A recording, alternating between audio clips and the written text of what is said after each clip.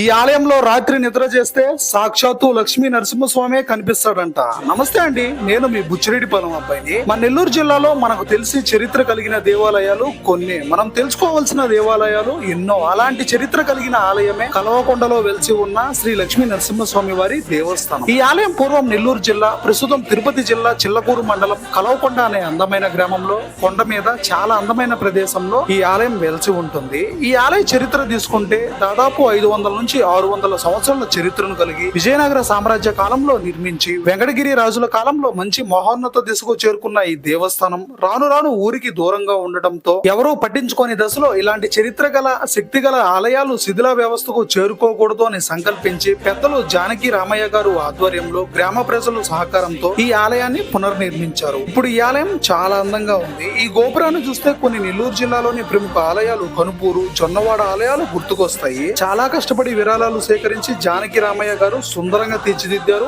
ఈ ఆలయంలో. ఈ ఆలయం లోపల గోడలకు అందమైన దేవుని రూపాలైతే చెక్కి ఉంటుంది. అడుగడుగున అందంతో నిండి ప్రశాంత వాతావరణంలో మరో నరసింహకొండగా ప్రసిద్ధి చెందుతుంది ఈ ఆలయం. దేవస్థానంలో ప్రతి సంవత్సరం మే నెలలో 6 రోజుల పాటు అంగరంగ వైభవంగా బ్రహ్మోత్సవాలు నిర్వహిస్తారు. అలానే ప్రతి శనివారం ఉదయం నరసింహునికి అభిషేకాలు, మధ్యాహ్నం అన్నదానాలు, సాయంత్రం మంగళ వాయిద్యాల మధ్య పల్లకీ సేవతో శనివారం వైభవంగా నిర్వహిస్తారు. నెక్స్ట్ ఇయర్ లో ఈ ఆలయం గురించి మరిన్ని వివరాలు అయితే తెలుసుకుందాము.